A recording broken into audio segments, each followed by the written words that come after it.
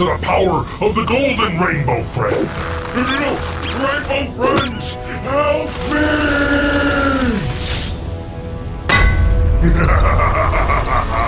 Who's next?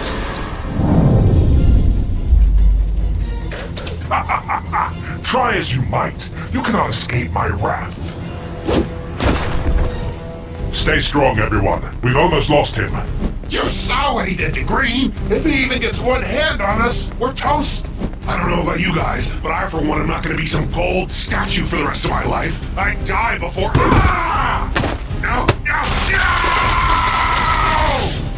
No! Purple, no! It's too late for him. We need to keep moving.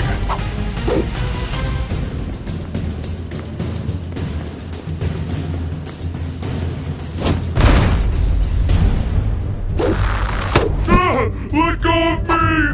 No! My hand! I think I broke it! That's the least of your concerns now, friend. Guys, help!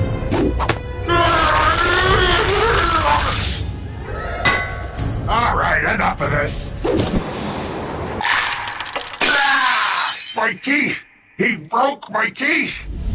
I do have rather thick skin, don't I? I wish you hadn't damaged yourself, though. Your statue is going to be so much less appealing now. 4 down, 1 to go. No, nothing is here. Surely I'd remember creating such a monster. You did create me, but not in the way you think. What does that mean? Who are you? How did you become like this? I certainly had no part in it. Not directly, no, but your DNA is the root cause of my suffering. DNA? I don't understand. Then allow me to explain before I kill you. It all started many, many years ago. You see, I grew up with an absolutely loving family. My father, mother, and I didn't have much, but we had each other, just enough to get by and be happy. Due to their support, I was an excellent student in school. On every one of my papers, I'd get a big, beautiful gold star.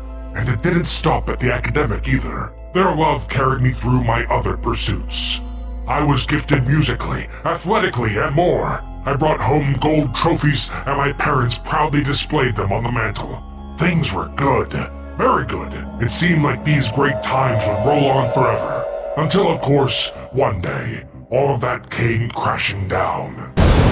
My father worked for a bigwig at a company that was all about margins and stocks and all that business hoopla. Dad, on the other hand, was much more of a free thinker. Needless to say, they had a bit of a falling out. My father called out the man for his cold, uncaring demeanor and threatened to take the whole place down. Well, no one in that meeting room liked that, I guess. I overheard my parents talk all about it when he came home. My mom was worried, but my dad only saw fire. He went into work the next day more confident in his cause than ever, only he never came home that night, or any night after. The mysterious circumstances of my father's disappearance were left uninvestigated, no doubt from the pull of the company's weight. My mom and I were left alone. The joy had been sucked out of our house, and soon enough, they came for that too. The company and the bigwig proposed a new expansion project, one that required a vast parking lot. A parking lot, they said, that had to go right on top of our home. Due to some backroom shenanigans, we weren't even given a buyout. We were displaced from the property and made homeless overnight. His death wasn't enough, apparently. With our lives uprooted, my mother and I scrambled to make whatever honest living we could. I started to work 2 jobs when I should have been focusing on my studies, just to try and help out. As a result, my grades dropped, my attendance plummeted, and I no longer had time for any extracurriculars. I became a subject of ridicule among the other students. They mocked me for being poor and for having to work so hard, but I had thick skin even then. Their insults couldn't get to me, because only one thing mattered at that point: getting my revenge. My family's condition worsened. It wasn't long before my mother passed away due to illness. I was officially alone in the world, all because of the actions of one man. I didn't know exactly what I could do to him, but I knew what I wanted to do. And so I began training, becoming bigger and stronger, readying myself for some fantasy confrontation. Alas, it never came, because I soon found out that the man himself had gone missing. I was distraught. I had toiled for years becoming a man on a mission, and yet I would have nothing to show for it until I did a little bit of research. Turns out the bigwig had a son, a businessman just like him, who had started a little thing called the Rainbow Friends Play Place. And so I decided that the sins of the father would pass on to his son. I had no doubt that this man would be just as evil, as cruel, as unconcerned with the lives he's ruined. I arrived at the play place soon after. I explored, but something felt off about this place. I entered what looked like some sort of laboratory. As I wandered, I nearly fell into a hole in the floor.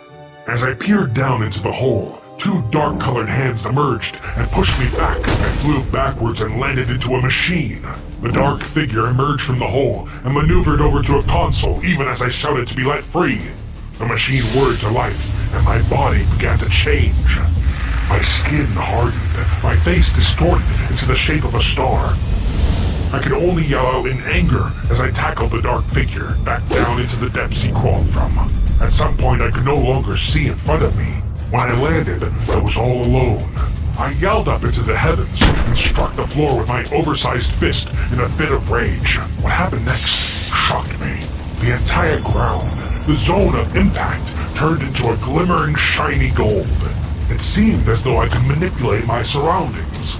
Using this newfound power, I knew that I could still have my revenge. I simply had to climb my way out. But like I said, it was a long way down, and much has changed about this place since I first fell down that hole. Much, but not all. I still want my revenge against the man and his son.